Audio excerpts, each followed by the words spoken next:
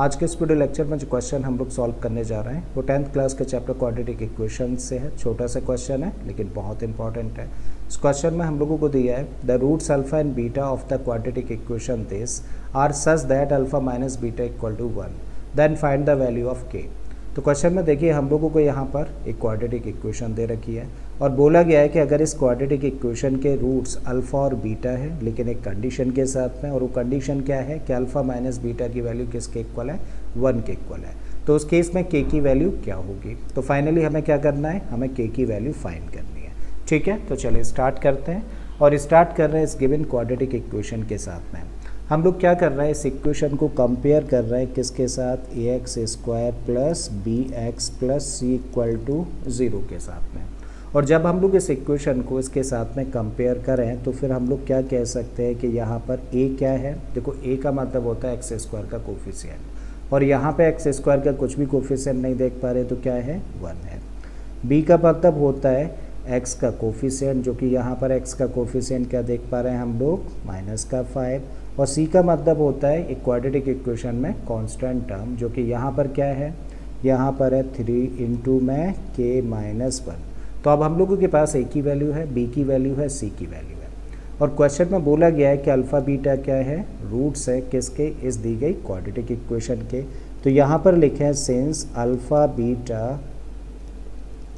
Are the roots of quadratic equation, क्योंकि alpha beta क्या है, रूट्स हैं किसके, क्वाड्रेटिक इक्वेशन के। और जब भी कभी अल्फ़ा बीटा रूट्स दे रखे होते हैं किसी भी क्वाड्रेटिक इक्वेशन के, तो दो चीज़ हम लोग इजीली फाइंड कर सकते हैं और सबसे पहले कर भी लेना चाहिए।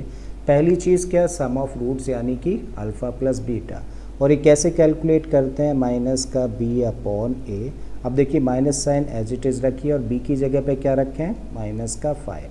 तो यहाँ पे हम लोगों ने रखा -5 अपॉन a है, और a की जगह पे हम लोग रख सकते हैं 1। So this equal to minus minus क्या हो गया, प्लस का 5, और 1 से डिवाइड करेंगे तो फाइनली मिलेगा 5। मतलब अल्फ़ा प्लस बीटा की क्या वैल्यू है, 5 निकल कर आ जाती है।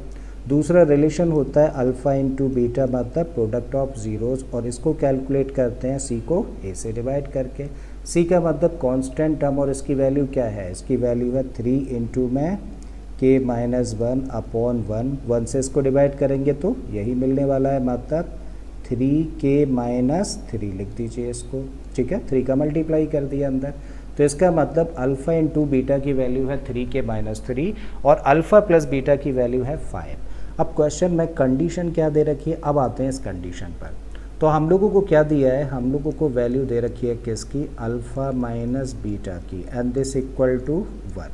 अब हम लोगों को अल्फ़ा माइनस बीटा की वैल्यू 1 दे रखी है, जबकि हम लोगों के पास वैल्यूज़ किसकी है, अल्फ़ा प्लस बीटा और अल्फ़ा इंटू बीटा की है।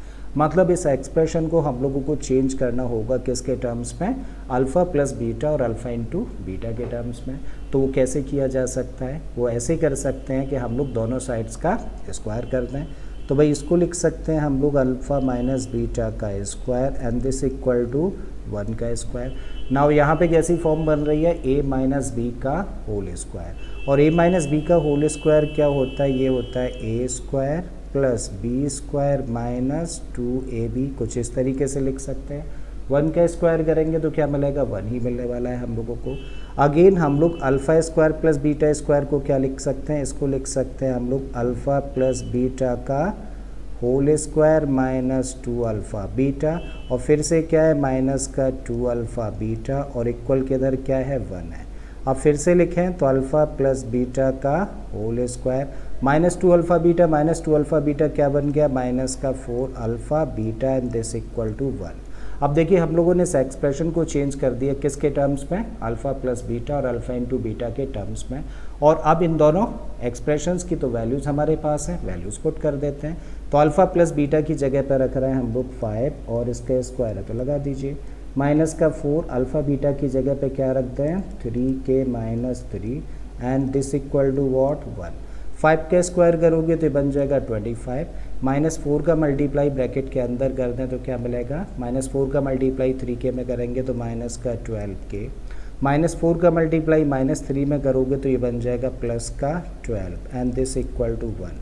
अब 25 प्लस 12 कितना हो जाएगा, ये बन जाएगा 37, माइनस का 12k इक्वल टू 1। क्या करिए, कांस्टेंट एक तरफ रखिए, वेरिएबल्स दूसरी तरफ। तो हम लोग -12k को इधर ट्रांसपोज कर रहे हैं और 1 को इधर लेके आ जाते हैं। तो इसको क्या लिखा जा सकता है, तब लिख सकते हैं 37 माइनस का 1 इक्वल टू 12k। और 37 माइनस 1 का मतलब 36 इक्वल टू 12k। तो k की वैल्यू क्या निकल आई, 36 अपॉन में जाएगा कौन, 12, और इसको कैंसिल कर दोगे तो 3। So therefore k equal to what, 3। और ये हो जाता है इस क्वेश्चन का आंसर। ठीक है, तो बड़ा सिंपल सा क्वेश्चन था और मुझे उम्मीद है कि आप लोगों को अच्छे से समझ आ गया होगा।